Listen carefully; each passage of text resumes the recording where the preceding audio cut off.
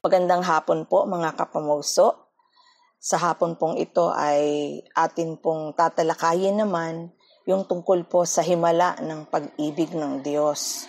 Nung nakaraang week sa ating prayer meeting, tinalakay na atin yung paano ba nagkakaroon ng himala yung ating pananampalataya.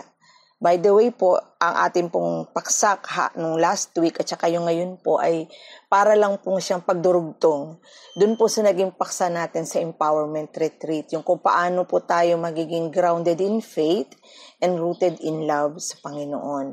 So last week, diniscuss po natin na yung faith pala natin, pwede siyang magkaroon ng himala. No? Una, tinalakay natin na yung ating pananampalataya kapag gano'n na siya katatag at kalalim, nagkakaroon ito ng kapangyarihan na kung ano man yung ideklara natin, kung ano man yung sabihin natin, kung ano man yung be it done according to your faith, ay nagaganap. So nagkakaroon ng mga himala. Pero mas malalim yung ikalawang himala ng pananampalataya. Ito yung kahit alam natin kapag dinideklara natin ay mangyayari, pero naandun pa rin yung pagkapasakop na what if, kung gugustuhin ni Lord o hindi, tayo ay magpapasakop nang mayroon pa rin pagtitiwala at pag-ibig sa Diyos. So, nagkakaroon ng himala yung ating pananampalataya. Bakit? Kasi natututo tayo maging balanse, no? And at the same time, tumataas din yung ating faith sa Lord na mas lumalalim tuloy yung ating pagtitiwala sa Kanya. Yan. Ngayon naman po, i-discuss naman natin yung tungkol naman sa Kanyang pag-ibig. Paano tayo mas magiging rooted in love? Ayan. Nung nakaraang empowerment retreat, tinalakay po natin na paano ba natin mamahalin ng buong buo ang Panginoon natin. At para mamahal din natin ang Lord ng buong buo, maganda rin na malaman natin ano ba talaga yung hangganan ng pag-ibig ng Diyos sa atin. Kasi kapag alam natin kung gaano kalaki, kalawak yung pagmamahal sa atin ng Diyos, mas motivated tayo na mas mahalin din natin ang ating Panginoon. Ayan, tayo po ay manalangin muna. Salamat sa iyo, Panginoon, sa aming pong pagpapatuloy ng lesson, ng devotion sa hapon na ito. Tulungan mo po, Lord, na maintindihan po namin ng ganap ang iyong pag-ibig sa amin. Sa gayon, mas matugunan po namin ito na mas malalim din po. Maparangalan ka, Panginoon, maitaas ka po sa mensahe mo sa hapon na ito. In Jesus' name, Amen. Ayan po, yung ating pong text ay manggagaling sa Ephesians chapter 3, verse 17 to 19. Basahin po natin ng sabay-sabay mula sa kinaroroonan ninyo. 1, 2, 3.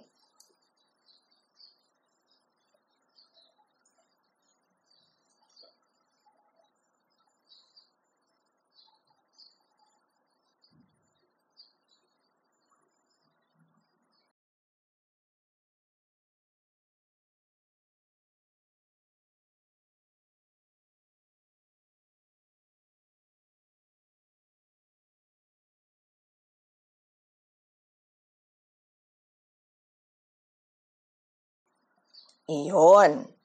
Okay? Ang prayer po kasi ni Paul sa mga Kristiyano sa talatang ito, hindi lang yung malaman, no? Hindi lang malaman ng tao ang pag-ibig ng Panginoong Hesus, kundi yung maranasan pa nila ito. At habang nararanasan nila ito, mas lumalawak yung kanilang pangunawa dito. At yan po yung ating tatalakay. Dinescribe po sa Ephesians chapter 3, yung 4 na description ng pag-ibig ng Diyos. Sabing ganon, ang banal kung ano ang luwang, ang haba, ang taas, at ang lalim ng pag-ibig ng Diyos. So, yun po yung 4 na pag-uusapan natin. Ano po bang ibig sabihin? Ang pag-ibig ng Diyos ay maluwang, mahaba, mataas, at malalim. Ayan po, yun po yung i-discuss natin. Kaya unang-una, sabi po ng ating talata, ang pag-ibig daw ng Diyos ay maluwang. Sa ibang version po, malawak, no? Sinabi nating maluwang, malawak, no? Kasi po, abot at sakop ng pag-ibig niya ang buong mundo. Sabi nga ng John chapter 3:16, "For God so loved the world." Hindi lang minahal ng Panginoon ang kanyang chosen people, yung Israel, no? Kundi yung pag-ibig niya umabot sa lahat ng mundo. Kaya nga sabi ni Lord Jesus sa mga alagad, go and preach the gospel, no? Judea, Samaria, and uttermost part of the whole world. Yun ang instruction ng Panginoon, no? Ipangalat ang ebanghelyo sa buong kapuluan, sa buong mundo. So, sakop niya ay napakalawak. Ibig sabihin po nito, lahat ay mahal niya, no? Walang excluded, walang exempted. Kahit ano ang bansa mo, kahit ano ang uri mo, kahit ano itsura mo, kahit magkakaiba tayo ng kultura, magkakaiba tayo ng bansa, no? Lahat ng klase ng mga boundaries, no? Lahat yan, abot yan ng pag-ibig ng Diyos. Sabi nga di ba, yung sa kwento ng prodigal son, di ba? Malawak yung pag-welcome ng tatay, no? Sa kanyang anak na lumayo. Kahit saan ka pa makapunta, no? Mahal ka ng Panginoong Jesus. Lahat ay abot niya. Nung ako po ay naging social worker, no? Nakukwento ko ito madalas, isa sa pinakamagandang karanasan ko talaga yung naging social worker ako sa CGM nung dalaga pa ako. Mga unang mga panahon na yun talagang napakaganda po ng ministry ng CGM. Nung panahon na yun is Christ for Greater Manila pa, no? Naging Christian Growth Ministries na siya, no? Nung panahon po nang yun ay talagang inaabot ng ministry ang lahat ng uri ng tao kasi meron po kaming ministry, no? Pagdating po ng merong araw sa buong buwan na pupunta kami ng Luneta, taga Maynila kasi ako noon ng Luneta. Tetsempohin namin yan mga mag-aalas 12 ng gabi kasi wala pang curfew noon, ano? Yung lahat ng mga tawag nila mga nababagansya na mga kids, no, yung mga hinuhuli na tumatambay doon sa Luneta. Yan, mini-ministeryohan po namin ng mga yan. Nagdadala ng mga pagkain sa mga street kids, no? And usually ang kanilang taguan, ang kanilang takbuhan yung Luneta, no? Tapos meron namang mga araw sa isang buwan na ang pupuntahan naman namin ay yung Smoky Mountain, no? Yung mga squatter, no? Buhay pa yung squatter, Smoky Mountain, yung tinatapunan ng mga basura ng mga taga Maynila, especially yung mga taga Caloocan, no? Pupunta kami diyan, aabutin namin yung mga squatter, no? Mga squatter houses diyan. Tapos isa-isa 'yon pupunta namin. Tapos magbibigay kami ng mga ayuda, tapos magbo-Bible study kami. Pero isa sa pinaka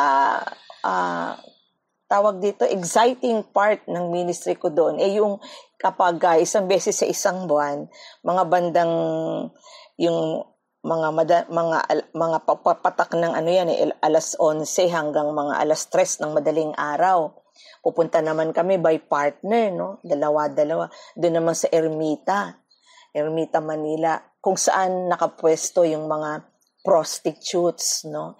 Isa-isahin namin yan, no? Dalaga pa ako noon, medyo, alam nyo na, medyo naiilang ako. Napaka-conservative ko pa naman babae nung unang panahon. Siyempre, naiilang ako sa mga itsura ng mga prostitutes, no? Yung ang sexy nila ng dating. Tapos ang dami nila mga customer, no? Mga foreigner, no?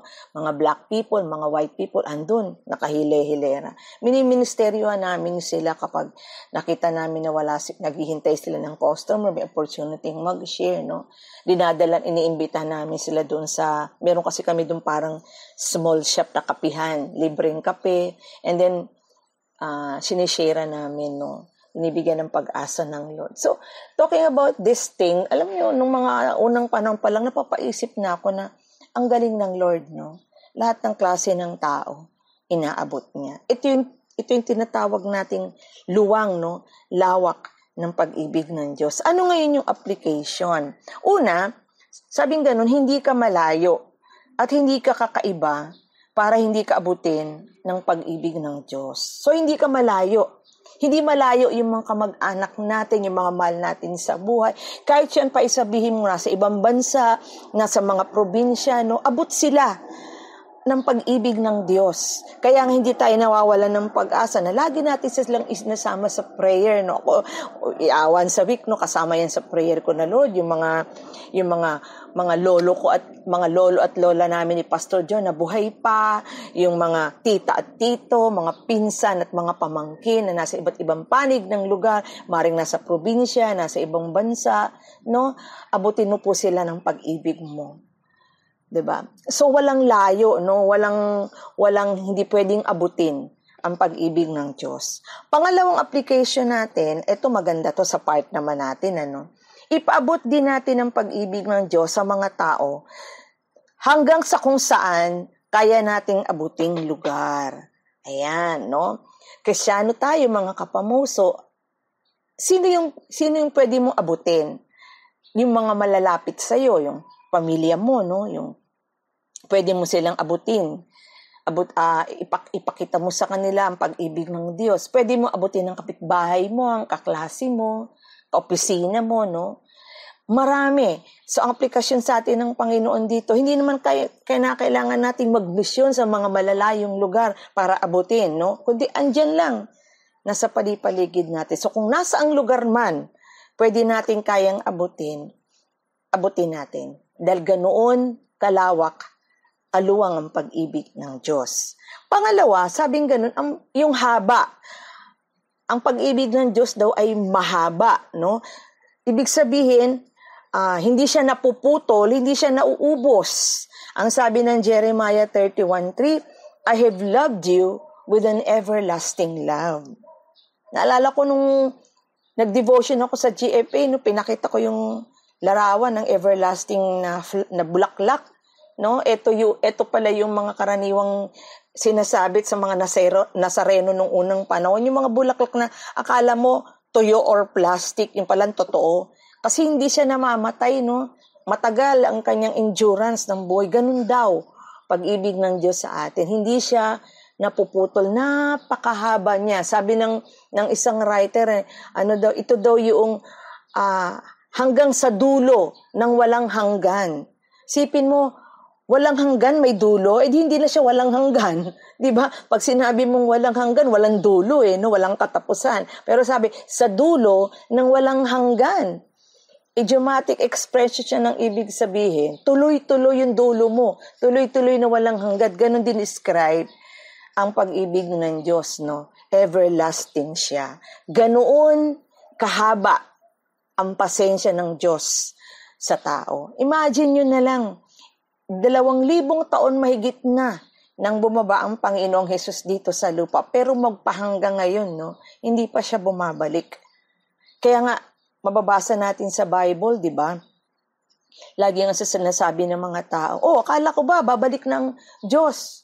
Bakit hanggang ngayon hindi pa natutupad? No? Kasi nga, sabi din ng Bible, hinahabaan ng Diyos ang pasensya niya para magsisi ang mga tao, mabigyan ng pagkakataon ang lahat ng tao na makapagsisi. Ganun kahaba ang pasensya ng Diyos sa tao. Ngayon, anong aplikasyon dito? Una, kahit hindi tayo tapat, kahit papaulit-ulit tayong nagkakasala, nananatili siyang tapat at umiibig sa atin. O diba, napakahaba ng pasensya ni Lord, paulit-ulit tayong nagkakasala, no? Paulit-ulit tayong humihingi ng tawad, ang kulit-kulit natin, no? Hanggang ngayon, hindi pa rin tayo matututo sa buhay, pero napakahaba ng pasensya ng Lord. Nananatili yung pag-ibig niya sa atin. Ganun siya kahaba ng pasensya sa atin. At pangalawang aplikasyon, ito, sa part naman natin ay ito, habaan pa natin ang pasensya, ang pangunawa, at ang pagtanggap sa lahat ng uri ng tao. Imagine nyo lang sa church, no, sa JSOS Church, ilan ba ang mga miyembro natin? Usually, dyan, regular, nasa 70 to 120, I think, no, ng mga tao. Imagine nyo, kunyari, 100 na lang. Imagine niyo na sa church natin, merong 100 kinds or type of people. Magkakaiba. 100 tao na may iba-ibang mga ugali. No? Imagine niyo kung gaano kahaba at kalawak ang pasensya ng Diyos sa 100 people na yan. Mahal ni Lord yan. Kaya tayo naman, bilang part natin, no, yung aplikasyon ng pag-ibig ng Diyos ay mahaba. Habaan din natin, no, yung ating pasensya sa mga tao sa paligid natin, lalo na yung mga kapamuso natin. No. Tulungan natin, matutunan nating magtiisan sa isa't isa. Diba? Kasi yung pagtitiis sa isa't isa, pagpapasensya sa isa't isa, no, yan yung magpapahaba lalo ng relasyon natin sa isa't isa. Ayan. Pangatlo, sabi ng Ephesians na binabasa natin kanina, sabing ganon, gaano daw ang taas ng pag-ibig ng Diyos? Paano mo masasabi na ang Diyos, ang pag-ibig ng Diyos ay mataas? No? Ibig sabihin, abot hanggang kataas-taas ang langit ang pag-ibig niya sa atin. Sabi ng Ephesians chapter 2 verse 6, and God raised us up with Christ. Napakagandang bagay mga kapamuso. Itinaas tayo ni Kristo. Ibig sabihin, hindi na tayo mamamayan ng mundo. Yung tayong dati na makasalanan, nakakadiri, walang kwenta, walang pag-asa, basahan, no? Pero ni-raise up tayo ni Lord, binigyan niya tayo ng bagong pangalan, no? Binigyan niya tayo ng dignidad. Mataas na tayong uri kasi mamamayan na tayo ng langit. Bagamat nakatira pa rin tayo dito sa mundo, pero ang sabi ng Bible, ang ating pagiging mamamayan nasa langit, kasama na tayong itinaas ng Panginoong Jesus. Ibig sabihin, may purpose tayo sa mundong ito na mabuhay, meron tayong magandang future pagdating ng araw sa heaven. Mula sa kahihiyan ng kasalanan patungo sa pagiging bahagi ng pamilya ng Diyos. Uy, akalain nyo, di ba, yung ni-raise tayo ng Lord, yung ganun kataas, yung pagtitiwala ng pag-ibig ng Diyos sa atin. Ngayon, anong aplikasyon natin? Una, ang kaligtasang spiritual natin ang magpapatunay na tayo ay anak ng Diyos at tayo ay kabilang na sa itaas, ang tahanan ng Diyos sa langit. Kapamuso, kapag ikaw ay na-save, kapag ikaw ay naligtas spiritually, tinanggap mo ang Panginoong Hesus bilang iyong Panginoon at tagapagligtas. Wow! Anak ka na ng Diyos. Itinaas ka na niya sa kalangitan. Sure ka na napakaganda ng iyong tahanan pagdating ng araw. Pangalawang aplikasyon, kapag nakakaranas tayo ng pagkaawa o panliliit sa sarili, ang pag-ibig ng Diyos ang magtataas sa atin upang muling umangat. Maraming pagkakataon kasi mga kapamuso na kahit alam naman natin na tayo ay itinaas na ng Lord, kahit alam naman natin na ang tingin na sa atin ng Diyos dahil sa kanyang pag-ibig ay isang noble, isang dignified, no? Tayo mismo, madalas nakakaranas pa rin ng panliliit sa sarili. Tao lang naman din kasi tayo, di ba? Naalala ko noong bata-bata pa kami, ano? Bata-bata pa tayo dito sa church na ito. Lumang church pa lang to. Meron pa tong swing, no? May swing pa siya sa mga bata. Nung time na yun, kung di ako nagkakamali, may fellowship ang mga kabataan.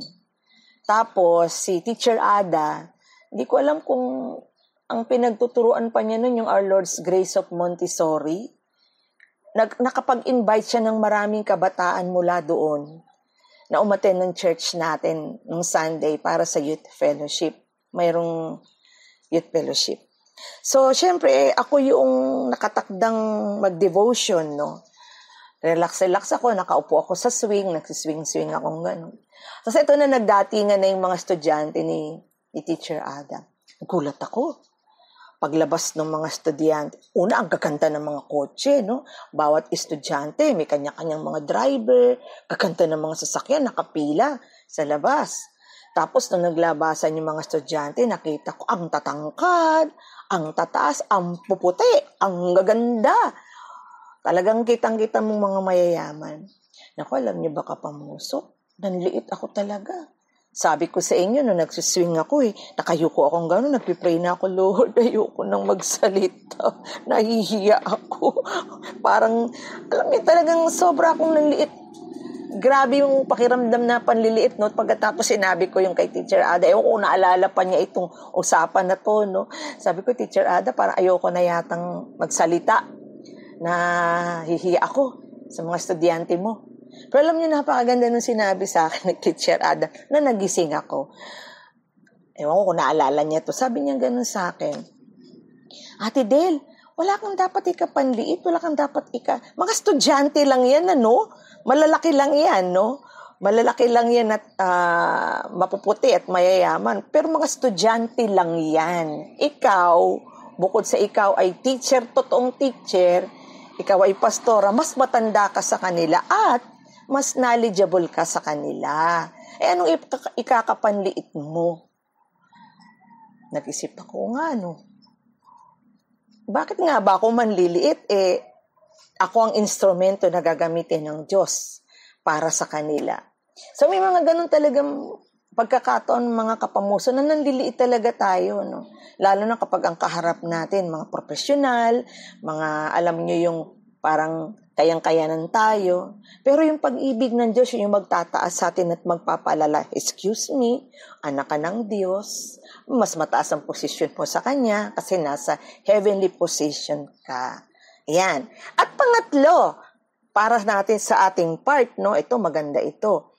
Wala tayong karapatang magmaliit ng tao dahil mataas ang pagpapahalaga sa kanila ng Diyos. Kapamuso, tandaan po natin, sa harap ng Diyos, sa mata ng Diyos, pantay-pantay lang tayo. Hindi tayo pwedeng magmaliit. Hindi natin pwedeng maliitin yung mga kakilala natin, ka-churchmate natin na mas maliit kaysa sa atin, mas matalino tayo sa kanila, mas may pinag-aralan tayo sa kanila. Aba, leader nila ako, member lang sila. Yung mga salitang lang, no?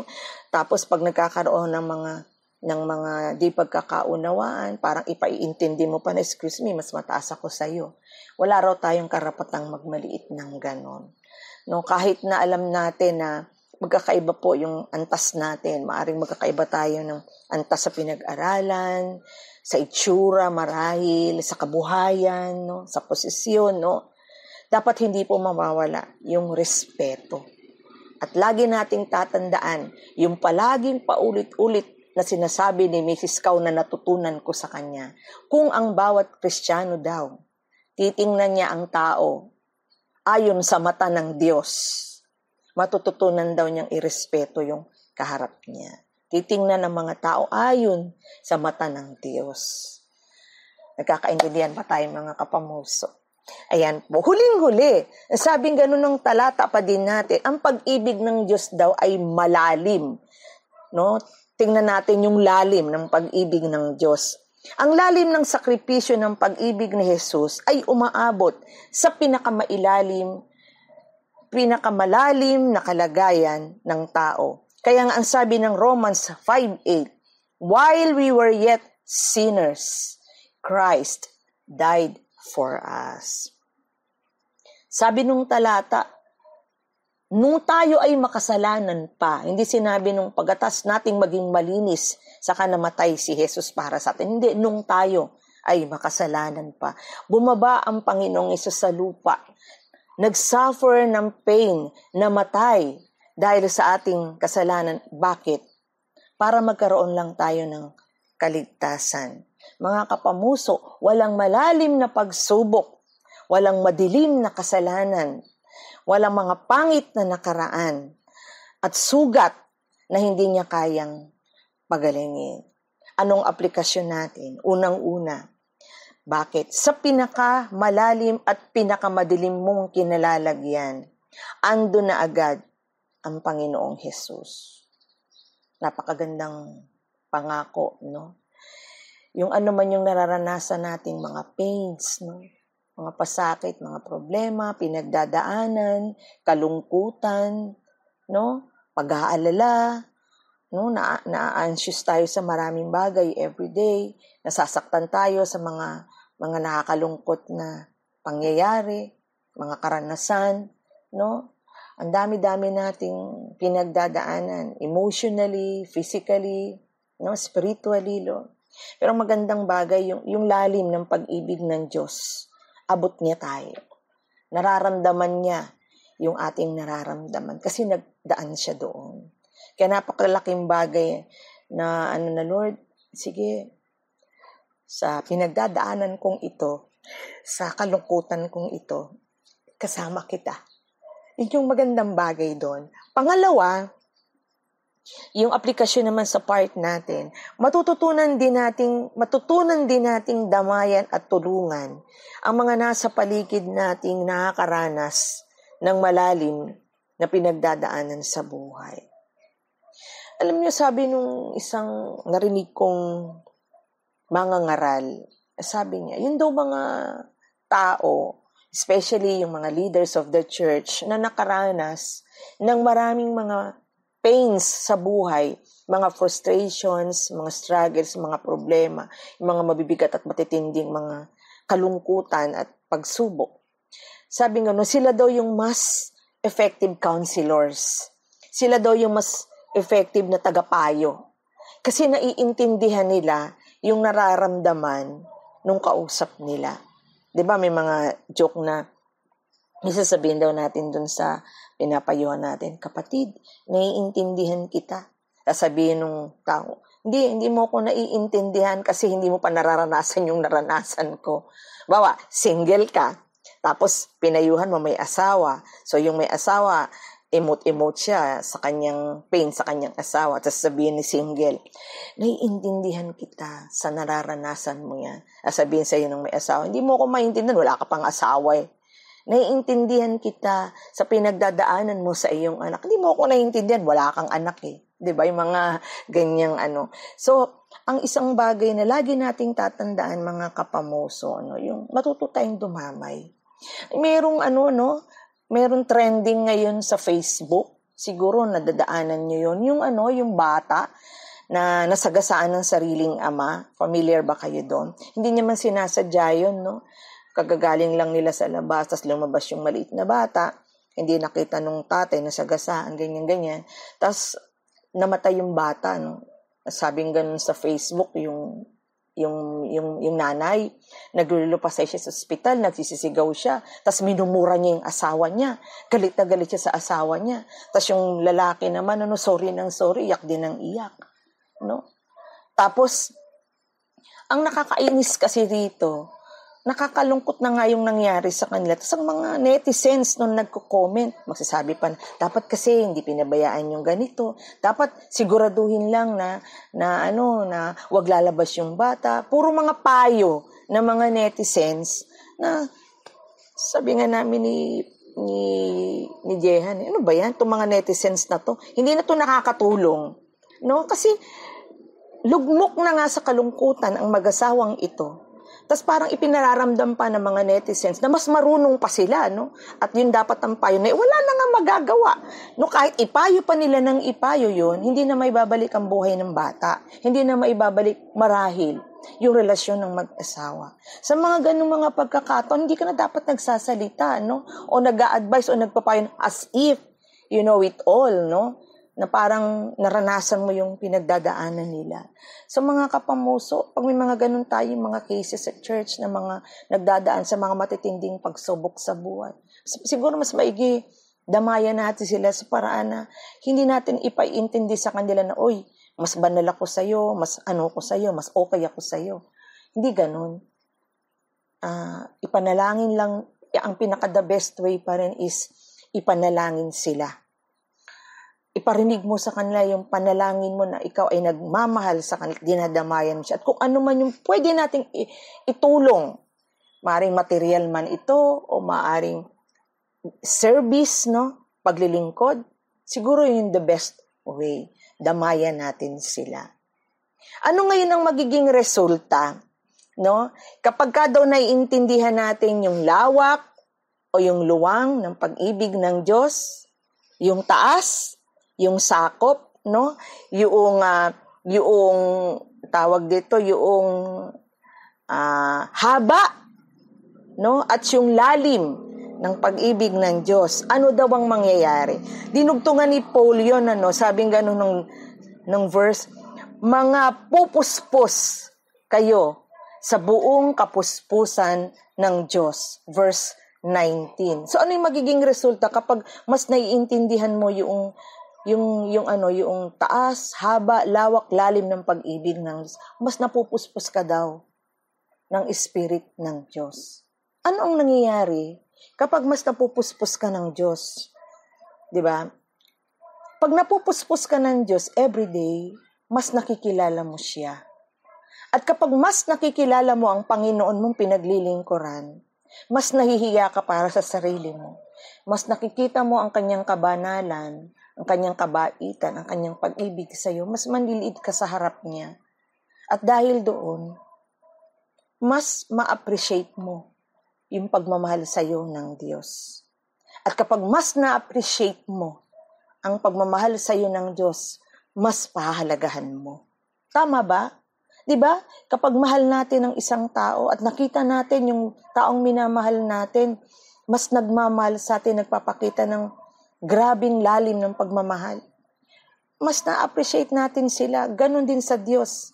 Kapag mas na-appreciate natin ang Panginoon, mas napapahalagahan natin ang pag-ibig niya. Ano ang nagiging resulta, mga kapatid? Mas naglilingkod tayo sa Panginoon. Mas minamahal natin siya. Mas nagiging priority natin siya sa ating buhay. Bakit? Kasi yung pag-ibig ng Diyos, yung kumukulapot sa atin, no? Kumukulapot sa ating buong pagkatao para hindi natin suklian ng marapat na pag-ibig din at paglilingkod ang ating Panginoon. Tayo po'y manalangin. Salamat, Panginoong Hesus. Ipinakilala mo po sa amin, dinemonstrate mo po sa amin, Panginoon, kung gaano kaluwang ang pagmamahal mo sa amin, kung gaano kahaba ang pagmamahal mo sa amin, kung gaano kataas ang pagmamahal mo sa amin, kung gaano kalalim ang pagmamahal mo sa amin. Walang kapantay, hindi kayang pantayan ninuman ng kahit anuman. O salamat, Panginoon. Salamat po. Maintindihan po ito ng mga spirit namin, Lord. Maintindihan po ng aming mga puso ito. Nang sa gayon, tumugon kami ng tama. Mas makilala namin, mas maunawaan namin, Lord, yung pag-ibig mo. Para sa gayon, Panginoon, mas mapahalagahan namin ito at masuklian po namin ito ng pagmamahal at paglilingkod namin sa iyo. Salamat po, Ama. Tulungan mo po kami, Panginoon. Kayanin po namin ito. Kahit kami po, Panginoon, na hindi karapat-dapat na mga anak mo. Salamat po sa pangalan ni Jesus. Amen and amen.